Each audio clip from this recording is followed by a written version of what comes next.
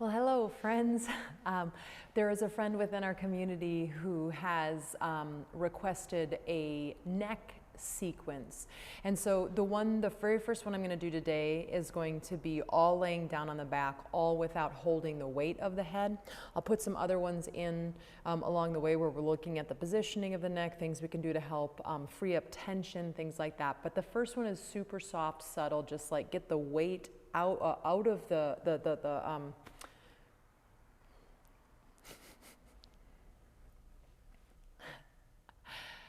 Hello friends, how are you today? So a friend within our community requested a neck sequence, lots of tension and issues in the neck and the upper back. And so today's sequence is going to start at the super basic, subtle beginnings, where we're going to be on our backs the whole time, and we're going to play a little bit with the just trying to release some tension. I'm also going to do a couple of other videos in this series. We talked a little bit, the friend in our community, about how so much of it is, this rolling forward position. And then, as you can see, my neck now has to support, not my neck, sorry, my neck and upper back now have to support the weight of this 13-pound bowling ball, which for every inch it goes forward, it gains an extra 10 pounds. So for where most of us are, this becomes a 43-pound situation, right? And so, yes, we do have to open this up, and we catch ourselves and we become aware, and we're like, oh, I'm slouching, oh, I'm slouching, oh, I'm slouching. But the other part of that I think is often missed, unfortunately, is that these muscles get really short. So yes, we do need to lengthen them and open them, but these muscles back here, the strength of what's going to help hold us up, they get really, really long, right? If they're in this position, they're pulled long, and that's kind of ends up being their, physical therapist would call that locked long, right? And so the other part of that is shortening those, and it takes time, but you can start to strengthen the upper back, and the more we strengthen that upper back, right, in soft, subtle ways, not like, hey, bro, strengthen the upper back, right? But, sorry, I had a little caffeine this morning. Right, so it's a two-part puzzle, yeah, makes sense. I need to open this, yeah, sure, and lengthen these muscles, but I need to shorten those muscles, and I need to strengthen that so something can hold me in this position once I've opened this up. That's a long-winded thing, but I think it's a really important way to think about your body and how you relate to that area. So I am in a space where the heater broke, and it's 57 degrees in here this morning. So please forgive me, but since I'm not doing anything with my lower body, I'm going to be putting a blanket upon myself. And if you're feeling chilly in your space, I would suggest doing the same thing. No hard and fast rules in the yoga that I believe in. It's a lifestyle, right? And I take care of myself. So I'm going to come down onto my back. You don't really need any props other than, if you're going to use a blanket. I have one under me for warmth. I have one over me. It's that time of year here when I'm filming this where it is getting chilly.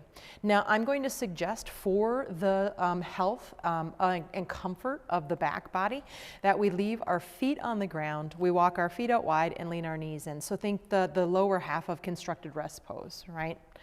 And then your arms can be out, but if you're feeling chilly in your space like I am, I'm going to go ahead and I'm going to bring those hands back onto my belly to gain a little bit of heat.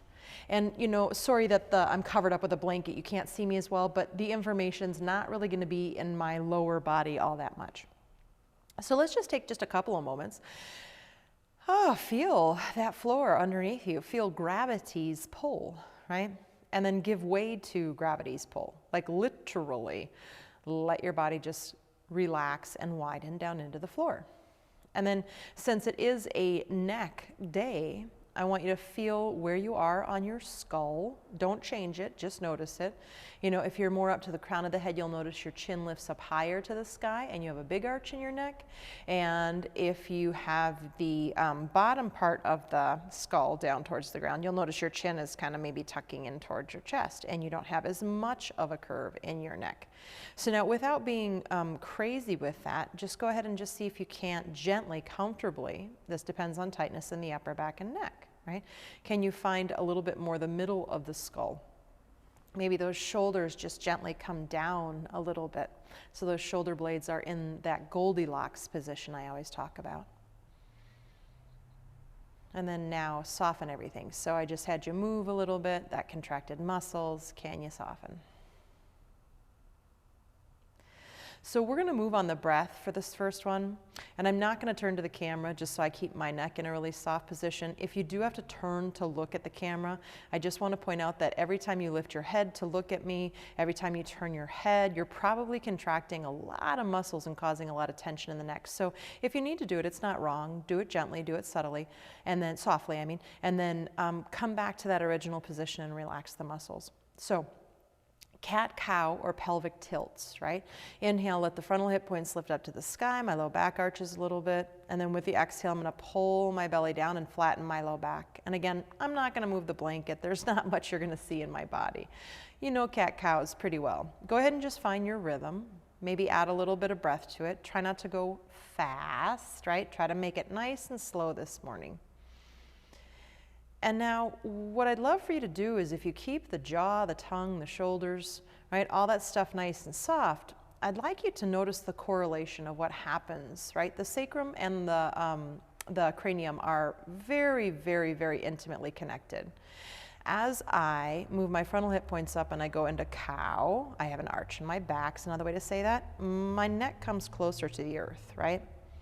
And as I pull my belly down and flatten my low back, I get a little bit more of an arch in my neck, yeah? I'm not moving my neck. I am not tensing those muscles. I am not trying to make this happen. I am observing it. I am so soft that as I move my sacrum, my pelvis, right, I'm getting that really soft, gentle opening of some of the fascia and the muscles in the neck and the upper back. So do that just a couple more times, a few more times for yourself. And I really like working in this particular position to start, just to really tune into how much you might want to help that. And, you know, the neck might want to be tensed, or it might want to try to make this motion happen. So you just start to realize how much effort the neck often gives when it doesn't have to, right? Hopefully that makes sense. And then go ahead and just soften in the middle. Now the next one, I am going to take my blanket off because this one's kind of a strange one to describe, right? But basically, I keep the whole of my back body totally soft. It's not doing the work. I'm going to glide, but I'm going to push a little forward with my feet. And again, if you need to look at me for this one, now's the time to look. Soft, soft neck, maybe supporting it with your hand. And then now that you see what I'm doing, try to let your body back down. So I'm not tilting my pelvis. I'm not lifting my hips. I'm literally sliding on my back body a little forward and a little bit back. And now that you've seen what I'm doing, I'm going to speed it up and I'm going to go as fast as I can. Really, it is just I'm pushing a little forward with my feet, right? My feet don't move. They stay in the same spot. But then when I release that pressure, my butt moves towards my heels, right? As I push to the foot side of my mat, my head goes to the top of my mat, and then it releases. So again, this is kind of a weird one, but hopefully it makes sense. This is another one I love. Keep that upper body really, observe that relationship that you have. Is it tensing? Is it trying to protect? Is it trying to help you, right? Try to keep it as soft as you possibly can. This is called spandana. And then go ahead and release that and just soften and notice the fascia of the back body, any sensations that you have. Okay, I'm covering up with my blanket again. And then from there, we're going to go ahead and we're going to move a little bit more directly with the neck. So now I do not lift the weight of my head, but I'm going to go ahead and I'm going to let my head rock over to the right. So my chin comes down to my shoulder a little bit, right? And I'm going to come back through center. Again, I'm going to suggest you add breath. Otherwise, the tendency is to move really quickly with this. And there's a little bit of muscular contraction to bring the head up, but otherwise, can you keep your muscles as soft as possible as you move back and forth between the sides? And the answer might be no. I like to remind you that just because I asked that question doesn't mean that you are at a place where that is available to you for any reason at all. There's 1,000 reasons that could be, and that's just an observation. It's exploration. Okay, so one more time doing that. Pardon me, we started going to the right, so you'll probably finish going to the left, but you know, as always, as you tune into your body, if you're like, oh my God, the right side of my neck is so tight and needs a little more of a stretch, you know, you might go turn the head to the left a little more to stretch that right side. Really take care of your body, not mine. Okay, adding on. This one I call Typewriter. You're going to grab your elbows with your forearms above your chest. Again, soft and gentle if you're looking at me, and then let it go. Let the neck go. Notice how much work that does and how protective it can be. Let the elbows simply like a typewriter carriage move over to the right, and inhale back to center, and exhale to the left. I'm trying to stay out of this muscularly. Inhale back. All I mean by that is, yeah, of course some of my muscles have to make this happen, but hopefully as few as possible. You're continuing, by the way, on your own breathing pattern, right?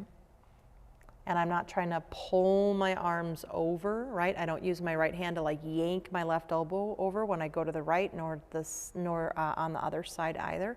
I simply let my elbows rock back and forth. Now I'm going to add to it. I'm going to turn my head the same way as my arms. It's that same thing we just did. I am not lifting the weight of the head. My skull maintains contact with the floor the whole time. Notice if and how this changes the experience of what we're doing for you in our bodies, not for you, but what we're doing. Let me rephrase that. And again, if you notice that one side feels like it could use a little more, maybe you stay there for a breath, or maybe you go a few extra times to that particular side, right? And then when you feel like you're complete with that, we're going to reverse it. The elbows will come to the center. And this time when my elbows go to the right, I'm going to gently rock my head to the left. I come to center. When my elbows go to the left, I gently rock my head to the right. You do not have to be on my timing. You get to go on whatever timing feels good for you. So again, this sequence is really just trying to release some of the tension. I will make another video where we deal a little bit more with head positions. When we do some of the regular poses, we'll do some upper back strengthening. But right now, can you just soften that? And if the answer is no, boy, that's a lot of information for you. And you might just practice from here and not practice with strength for a while until those muscles learn to soften and become supple. Come back to center. And bring those arms down. Again, arms can be out or hands can be on the belly. Take a couple of breaths and just notice what you notice in that upper back neck land.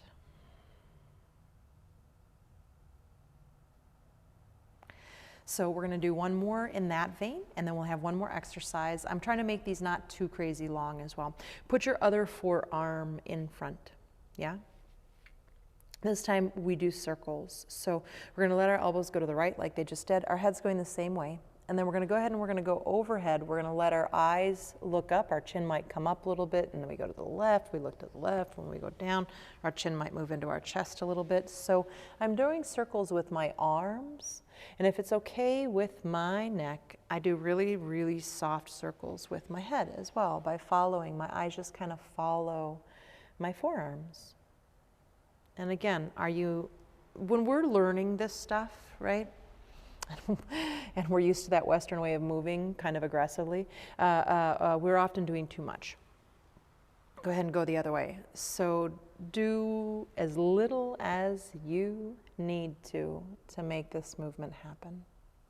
Don't worry about how big your circle is. Don't worry about how many of them you do. Right? Even though I said look at your forearms, maybe you close your eyes and just, have your eyes as if they were going to do the circle, but really does that turn you in where you can pay attention a little bit more to what's going on in there?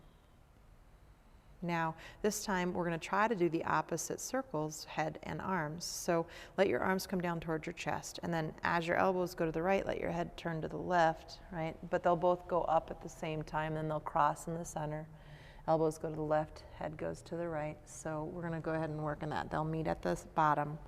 So that is the new pattern, if that makes sense in your body. And if not, and if your mind can't follow that pattern, don't get too caught up in it. Don't get disappointed or think that your brain is not smart or all the mean things we say to ourselves. Go ahead and go the other way, if that makes sense. Elbows to the left, head to the right. They meet above your body. And then elbows to the right, head to the left, right? And then go ahead and let that be your new, I've already goofed it up. See, I'm laughing at myself. I couldn't have done that in my 20s. I'd have been pissed about it. This same friend of ours in our community asked me, about like change, the changes I see in other people's bodies or my own when I get to watch people and teach yoga.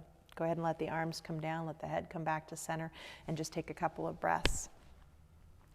And one of the things that I actually didn't say, but upon thinking about it later, is I was like, I have so many changes I've seen in other people and myself. It's just, wow, holy moly.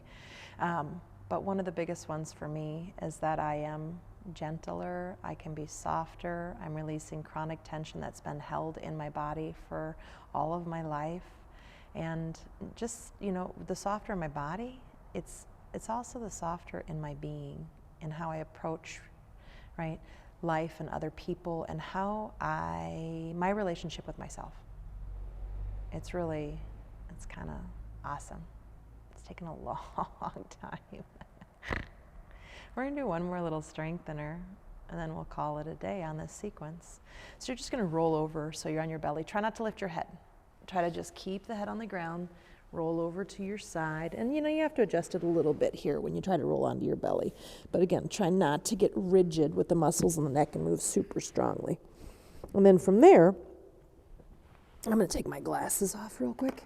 You're going to make your crocodile arms. And hopefully my voice is still coming through. The microphone's by the ground. I'll try not to bottom out so you don't hear all the scratching of the blanket. Push into the tops of the feet, right? This is going to be a version of low cobra.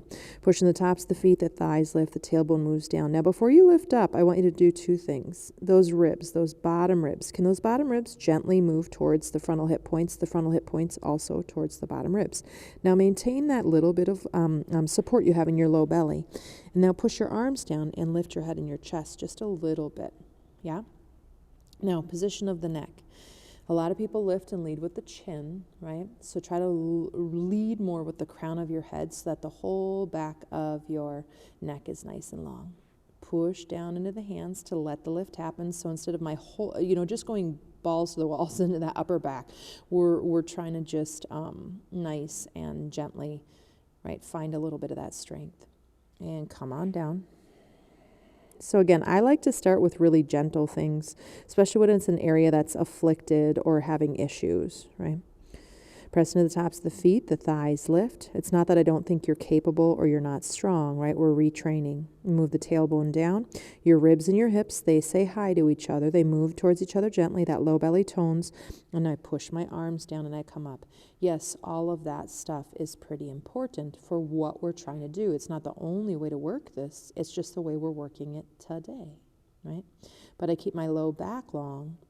And the longer my low back stays, in order to make that little lift that comes now from that upper back area. Now, can your shoulder blades move a little gently in towards each other and gently down towards the buttocks? Don't slam them into either of those positions. There's nothing healthy about moving to that far extreme. Take another inhale. I don't think. Exhale, coming down. We're going to do that one more time. So as you press into the tops of the feet, right, thighs lift, tailbone down, hips and ribs say hi to each other, low belly tones. I push my arms down and I lift up. Now this time, and this depends on the neck, please, only if you can do it really softly and stay out of just like complete tension and cranking in your neck.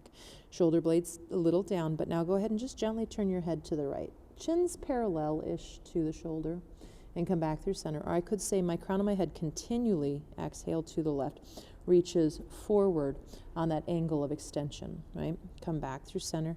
Now, staying here with the neck, reach the crown of the head forward, lengthen the neck, and gently maybe the right ear moves over towards the right shoulder and back to center. So now my face stays facing down the whole time.